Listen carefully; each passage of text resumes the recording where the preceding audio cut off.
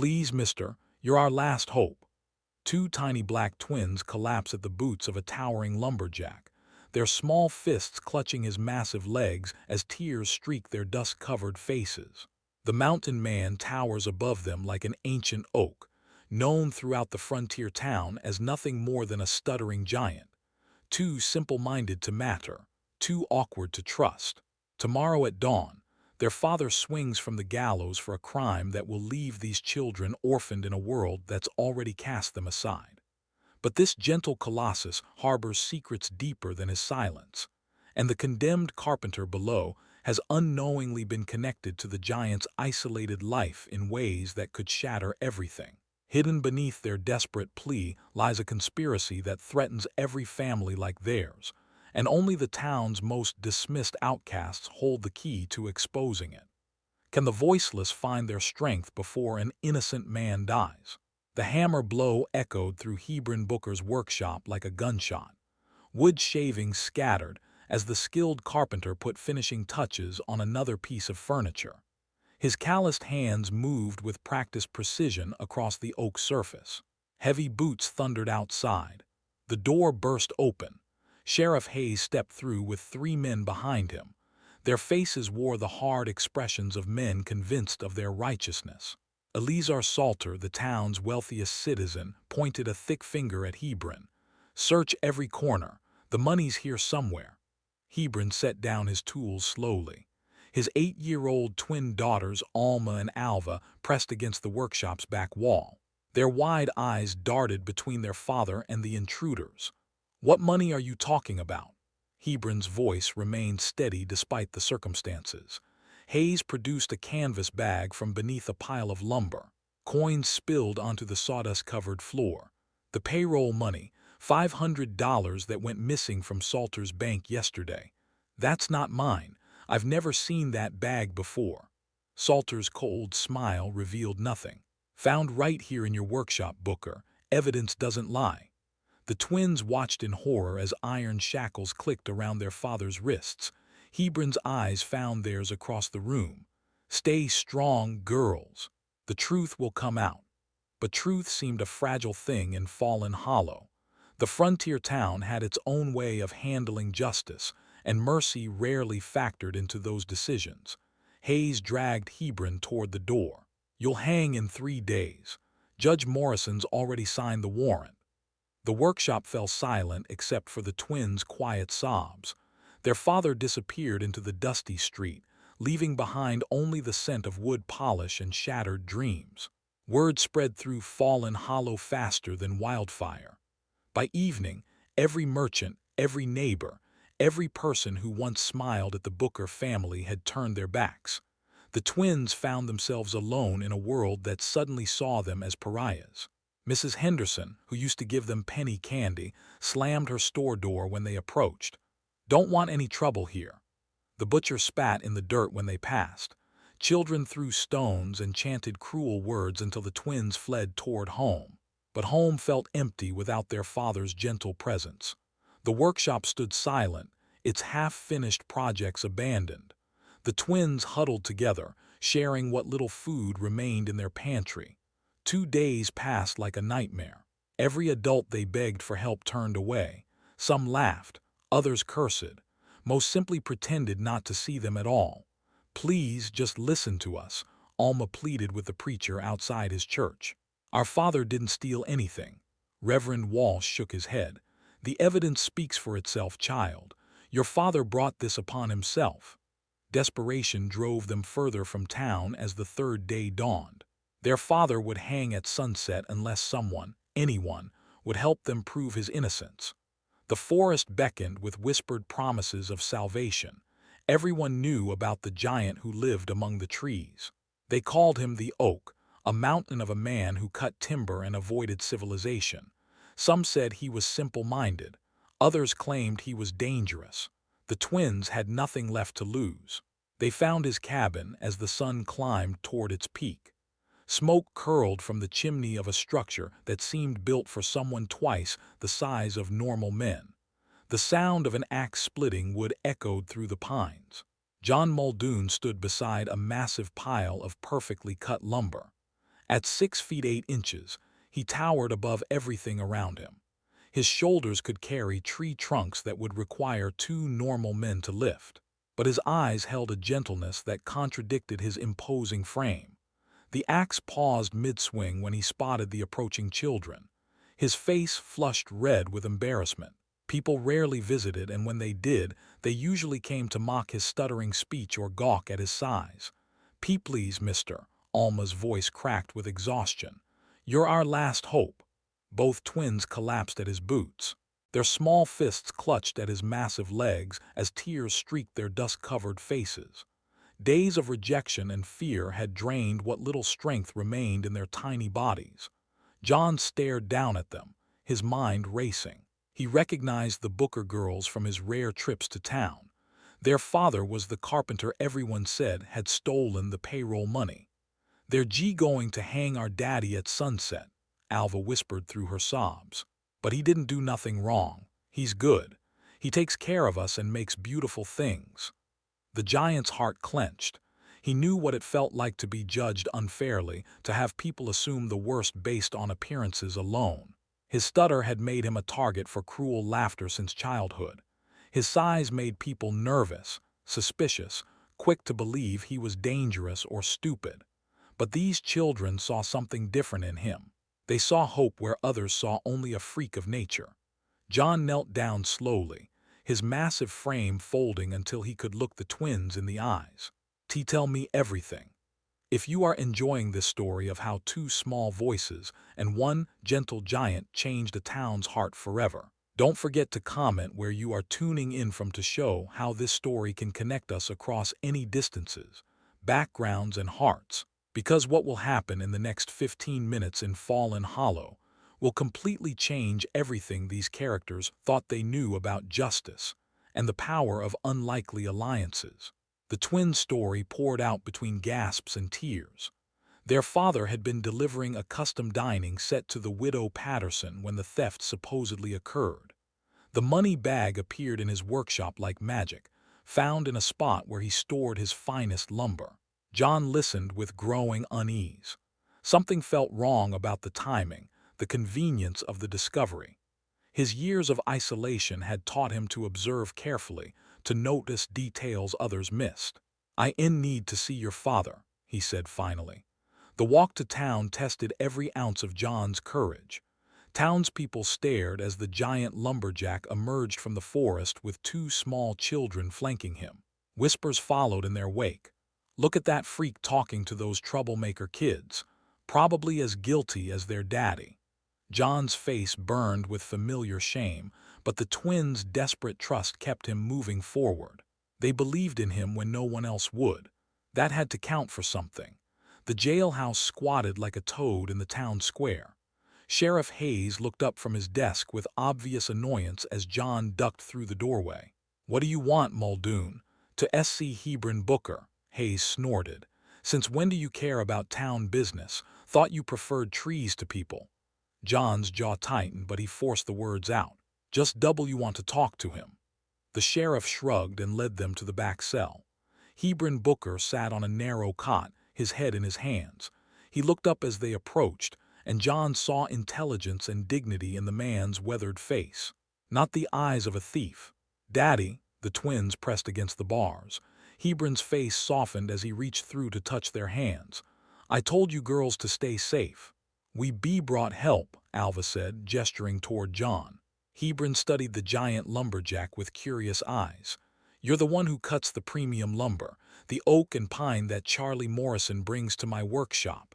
John's breath caught. "You buy my wood. For months now. Best quality timber I've ever worked with.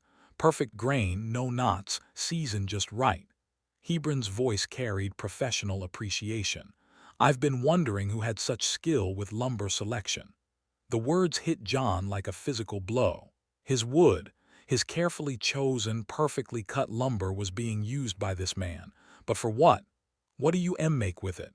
Hebron's eyes shifted to his daughters, then back to John. "Something special. Something that matters more than money or reputation."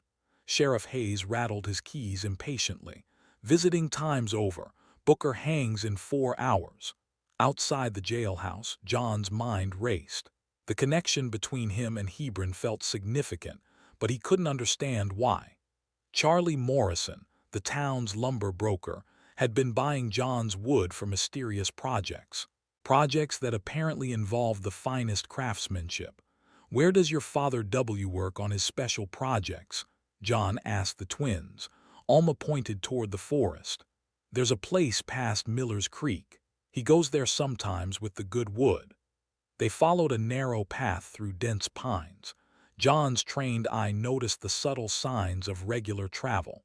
Someone had been using this route frequently, carefully moving heavy materials without leaving obvious traces. The clearing opened before them like a revelation.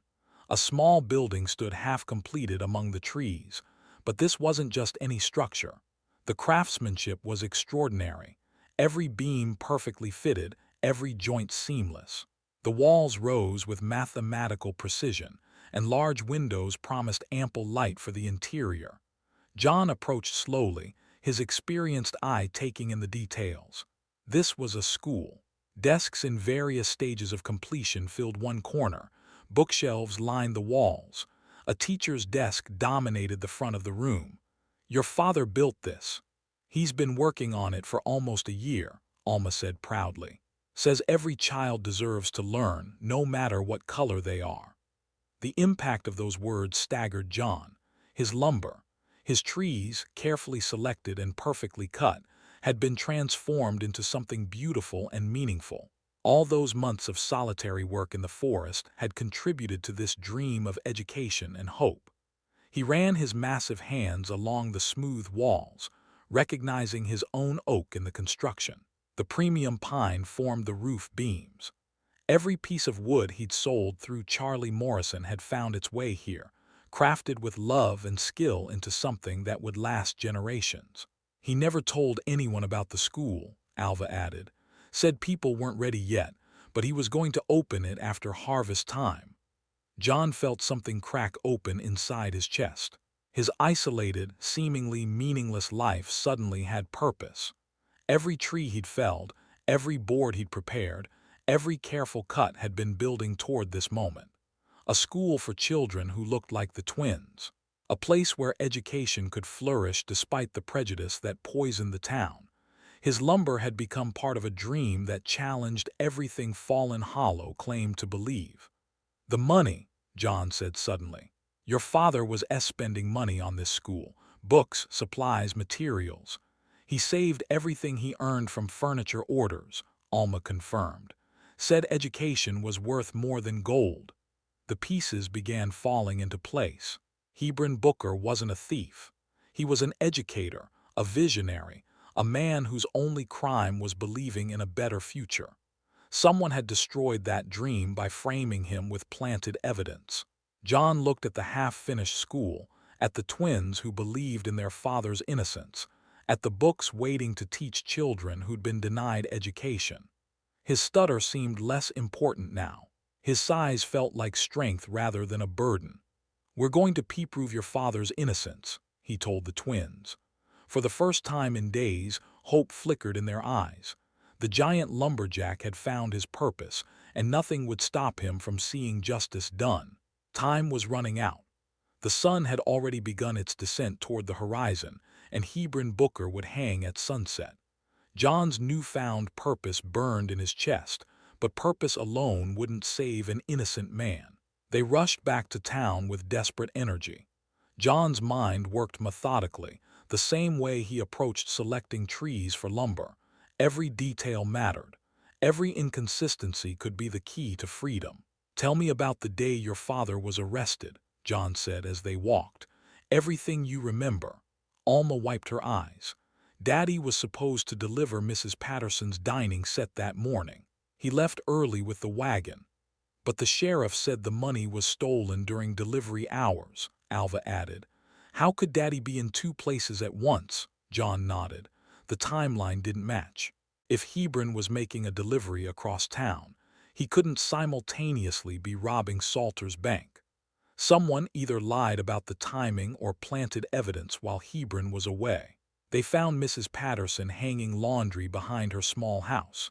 The elderly widow looked nervous when she spotted John's imposing figure, but the twins' presence seemed to reassure her. "Mrs. Patterson," Alma called out, "when did our daddy bring your dining set?" The woman's weathered hands twisted the wet fabric. "Early morning, just like he promised. Beautiful work, that table. Finest craftsmanship I've ever seen." "What time exactly?" John asked, fighting to keep his stutter under control. "Just after dawn, maybe 6 in the morning. He spent an hour helping me arrange everything properly." Mrs. Patterson's voice carried genuine appreciation. "Your father's a good man, girls. This whole business doesn't sit right with me." John felt the first piece of solid evidence click into place. If Hebron delivered furniture at 6 in the morning and spent an hour at Mrs. Patterson's house, he couldn't have been at the bank when the theft supposedly occurred. They made their way to Salter's Bank, an imposing brick building that dominated the town square. The door stood locked, but John could see Eleazar Salter through the window, counting money with meticulous precision. "When exactly was the money discovered missing?"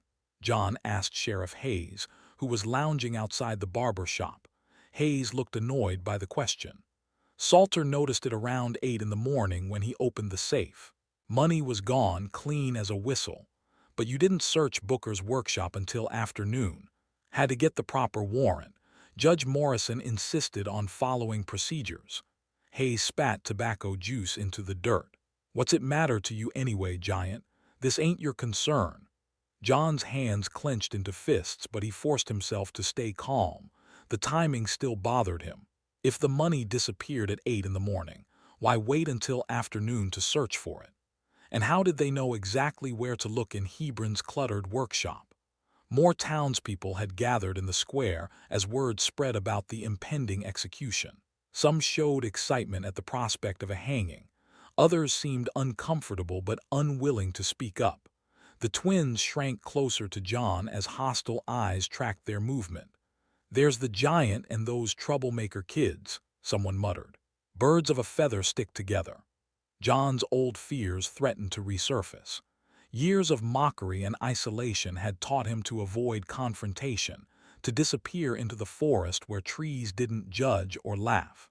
But the image of that half-built school burned in his memory. Hebron Booker's vision deserved better than cowardice. They approached Charlie Morrison, the lumber broker who'd been the unknowing link between John and Hebron. Charlie was loading supplies onto his wagon when they found him. "Charlie," John called out, his voice stronger than usual, "you've been buying my lumber for Hebron Booker." Morrison nodded. "Best wood in the territory. Hebron always pays cash, never haggles over price. Good customer." "When did you last deliver wood to him?" "2 days ago. Big order of premium oak. Said he needed it for a special project." Morrison's expression grew troubled. Hard to believe a man building something beautiful would turn to thievery. 2 days ago, right before the robbery, John's mind raced with the implications. Hebron had been spending money on lumber and books, not hoarding stolen cash. His expenses proved legitimate business, not criminal activity. The crowd in the square was growing larger. Salter emerged from his bank, his face wearing a satisfied expression that made John's stomach turn. This man seemed awfully pleased about Hebron's approaching execution. "We need more witnesses," John told the twins. "People who saw your father's work, who know his character." But finding supporters proved harder than expected. Fear had settled over anyone who might speak favorably about Hebron Booker. The few people willing to acknowledge his skill and integrity spoke in whispers, unwilling to challenge the official version of events. The sun continued its relentless descent. John could see the gallows being prepared at the far end of the square. His heart pounded with familiar anxiety, but this time the fear was for someone else's life rather than his own embarrassment. "I have to speak publicly," John realized. "Tell everyone what we discovered about the timing, the school, the evidence." The twins looked up at him with desperate hope, but John knew the magnitude of what he was suggesting. His stutter became worse under pressure. Public speaking had always been his greatest nightmare. The entire town would hear him stumble over words, would laugh at the giant who couldn't talk properly. Yet Hebron Booker would die unless someone found the courage to speak truth to power. The school would remain unfinished. The dream of education for all children would die with their father. John straightened to his full height. His hands still shook, but his voice grew steadier with each word. Gather everyone in the square. It's time they heard the real story. The crowd assembled like vultures drawn to carrion. Word had spread that the giant lumberjack wanted to speak before the hanging. Some came out of curiosity. Others hoped to witness more humiliation. John stood on the courthouse steps, his massive frame casting long shadows across the square. Every eye focused on him with mixtures of amusement and disdain. His throat felt dry as desert sand.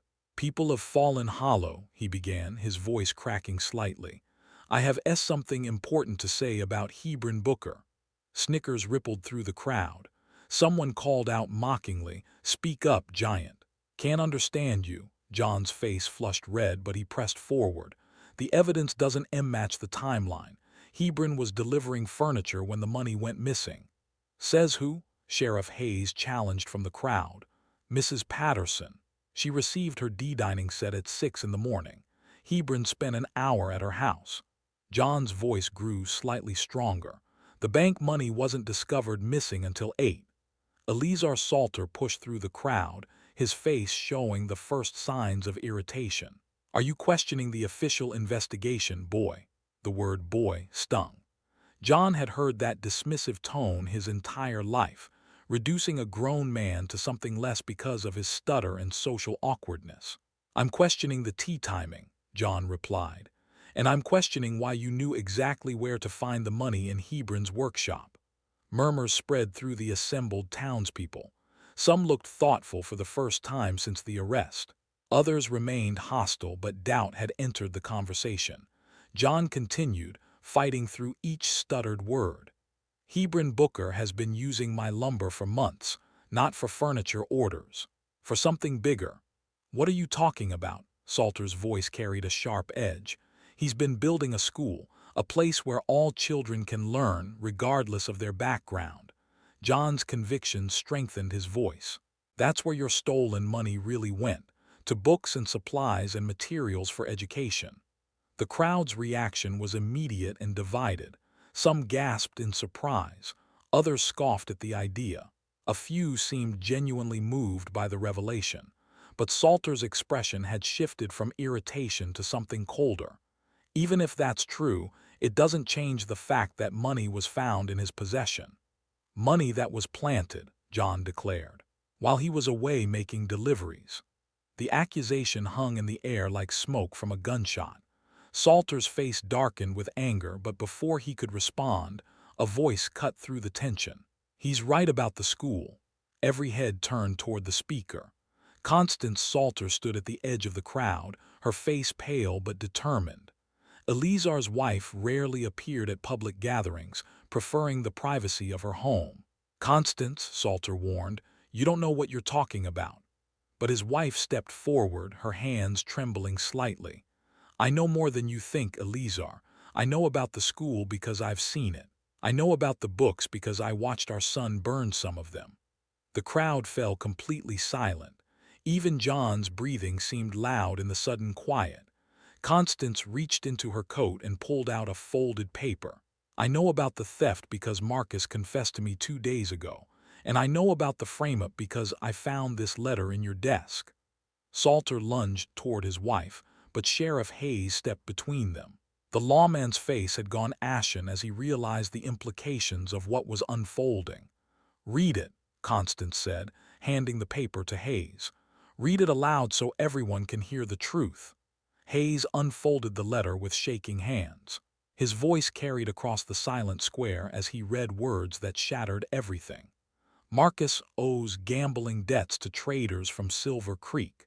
$500 due immediately or they threatened violence. We can't let this ruin our family's reputation.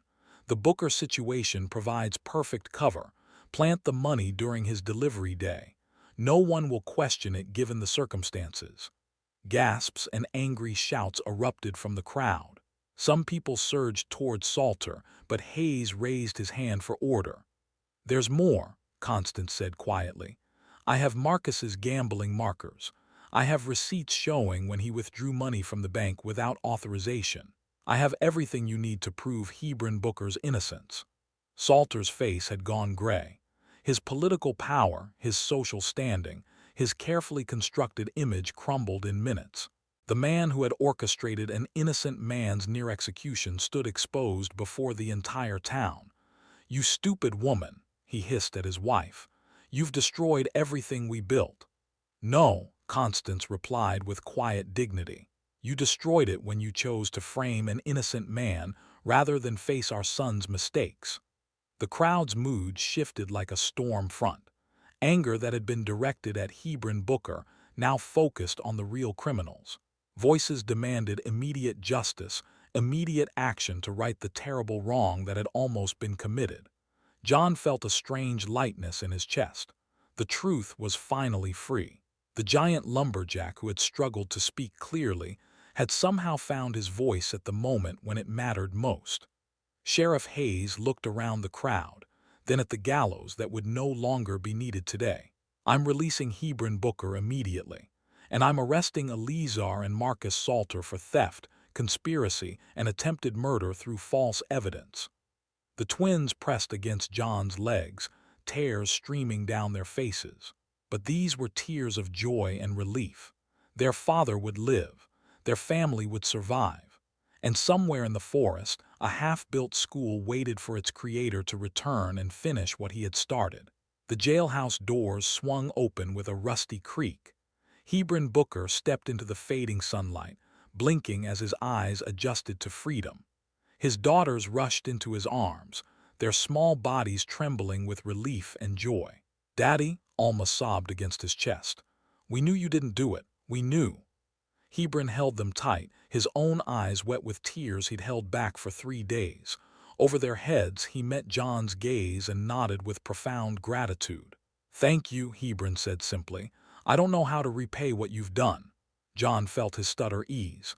"No repayment needed. Just finish that school." The crowd dispersed slowly, many townspeople looking ashamed of how quickly they'd accepted Hebron's guilt. Others approached hesitantly, offering awkward apologies and promises of support. The tide of public opinion had shifted completely. Mrs. Henderson, the shopkeeper who'd slammed her door on the twins, now pressed a bag of supplies into their hands. "For your family," she mumbled, unable to meet their eyes. "On the house." Reverend Walsh appeared beside Hebron, wringing his hands nervously. "I spoke too hastily before. The church would be honored to support your educational endeavors." Similar offers came from other merchants and citizens. Guilt was a powerful motivator, and Fallen Hollow seemed eager to make amends for its near-catastrophic mistake. But not everyone embraced the change. A cluster of Salter's closest associates watched from across the square with hostile expressions. Change would come slowly for some hearts, John realized. Old prejudices died hard. Sheriff Hayes emerged from the jailhouse with Eleazar and Marcus Salter in chains. The former town boss looked broken, his shoulders slumped in defeat. His son appeared defiant despite everything, apparently still unwilling to accept responsibility for his actions. "The circuit judge will be here next week," Hayes announced to the gathered crowd. "There'll be a proper trial with proper evidence this time."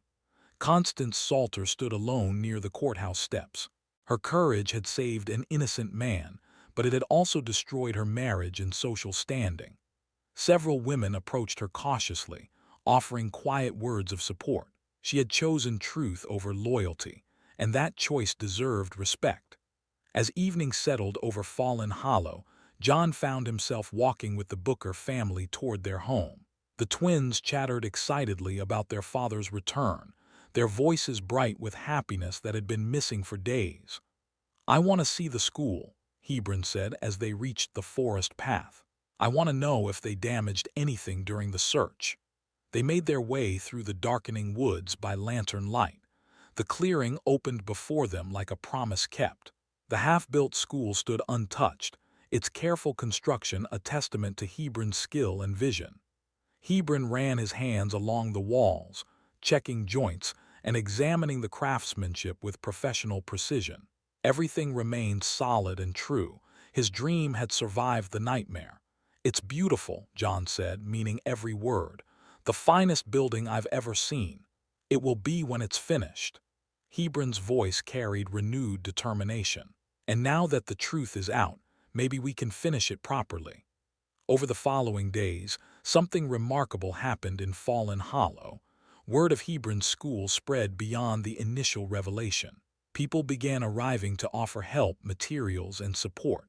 Charlie Morrison donated lumber at cost. The blacksmith provided iron hardware for free. Women's church groups organized to purchase books and school supplies. Even some children began appearing with their parents, curious about this place where all kids would be welcome. John found himself at the center of the construction effort. His strength made short work of heavy lifting, and his eye for quality lumber ensured every beam met Hebron's exacting standards. Working alongside the carpenter felt natural, as if they'd been partners for years, rather than strangers who'd met under desperate circumstances. "You have a gift for this," Hebron observed as John fitted a window frame with millimeter precision. "Ever consider carpentry as more than a hobby?" John had never thought of himself as having gifts beyond his unusual size. But watching the school take shape under their combined efforts gave him a sense of accomplishment he'd never experienced in his isolated forest life. The twins appointed themselves official supervisors of the project. They swept sawdust, organized tools, and chattered constantly about what they would learn once classes began. Their enthusiasm proved infectious, drawing other children into the excitement of education. One afternoon, as John carefully installed the schoolhouse door, young Tommy Walsh approached with his mother. The preacher's son had been among the children throwing stones at the twins just days before. "I'm sorry I was mean to you," Tommy said quietly to Alma and Alva. "Can I help with the school too?" The twins exchanged glances, then nodded solemnly. "Everyone can help," Alma declared. "That's what Daddy says education is for. Everyone." John watched the interaction with growing amazement. The school was already teaching lessons about forgiveness and inclusion, and it wasn't even finished yet. As the sun set on another day of construction, John realized his entire life had changed. He was no longer the isolated giant who hid among the trees. He was part of something larger, something meaningful that would outlast them all. The stuttering lumberjack had found his voice. The rejected carpenter had found his vindication. And two brave little girls had found their father safe in their arms once again. But the most important discovery was still taking shape in the clearing among the pines, one board at a time. 3 months later, the sound of children's laughter echoed through the forest clearing. The Booker School stood complete, its walls gleaming with fresh paint and its windows sparkling in the morning sunlight. John stood at the front of the classroom, a primer in his massive hands. His stutter had nearly disappeared, replaced by the patient voice of a natural teacher. 12 children sat at handcrafted desks, their faces bright with curiosity. "Who can tell me what this letter makes?" John held up a card with the letter B written in careful script. Alma's hand shot up immediately. "B for Booker, B for brave, B for beautiful." "Very good." John's smile reached his eyes. "Tommy, can you think of another B word?" The preacher's son considered carefully. "B for building, like what we did together." John nodded approvingly. The lessons weren't just about letters and numbers. They were about community, cooperation, and seeing beyond surface differences. Outside, construction sounds indicated the school's continued expansion. Hebron worked with a team of volunteers to add 2 more classrooms. Enrollment had grown beyond anyone's expectations, as families from neighboring towns heard about the remarkable school that welcomed all children. The circuit judge had delivered swift justice to the Salter family. Marcus received 5 years in territorial prison for theft. Eleazar faced additional charges for conspiracy and corruption. His business empire dissolved to pay restitution to his victims. Other families came forward with stories of persecution. revealing a pattern of systematic abuse that had poisoned the town for years. Constance Salter had used her portion of the remaining family assets to establish a fund for the school's ongoing expenses. She worked quietly with the Women's Auxiliary now, seeking redemption through service to the community she had helped heal. Sheriff Hayes had resigned in shame, replaced by a deputy who understood that justice meant protecting all citizens equally. The new man, Sheriff Coleman, made regular visits to the school and treated every family with respect. John closed the primer and looked around the classroom. Time for lunch. Remember to clean up your slates before you go outside. The children filed out orderly but eagerly, their voices mixing in cheerful conversation. John watched them play together in the schoolyard, where differences in skin color meant nothing and friendship bloomed naturally. Hebron appeared in the doorway, sawdust coating his work clothes. How did the morning lessons go? Better every day. These children are hungry to learn. John gestured toward the playground. And they're teaching each other things no book could cover. Like what? Like how to see people for who they really are instead of what they look like. Hebron nodded thoughtfully. Maybe that's the most important lesson of all. They walked outside together, watching the children share their lunches and organize games that included everyone. Little Sarah Chen, whose family had moved from California, taught the others a song in Chinese. Billy Thompson, whose father worked the nearby silver mine, showed them how to identify different types of rocks. "I have something to show you," Hebron said, leading John toward the newest addition to the school grounds. A wooden sign hung beside the front entrance, carved with elegant lettering that showcased Hebron's artistic skill. It read, "Muldoon Booker Community School, where every child matters." "Partners," Hebron explained. "Your lumber, my carpentry, our shared vision." Seemed fitting to make it official. John stared at the sign, overwhelmed by the honor, his name permanently linked with this place of learning and hope. The giant who had hidden in the forest was now recognized as a pillar of the community. "Speaking of partnerships," Hebron continued, "I've been thinking about expanding beyond the school. Fallen Hollow needs good homes for growing families, quality construction that will last generations. Muldoon Lumber and Booker Carpentry. Exactly, we make a good team." John considered the proposition. His days of isolation seemed like a distant memory now. Working alongside Hebron felt natural, purposeful. Building homes for families, creating spaces where children could grow safely, contributing something meaningful to the world. "I'd be honored," John replied. The afternoon brought reading lessons and arithmetic practice. John marveled at how quickly the children absorbed knowledge when it was presented with patience and encouragement. Alva had developed a particular talent for numbers, while Alma showed artistic abilities that rivaled her father's.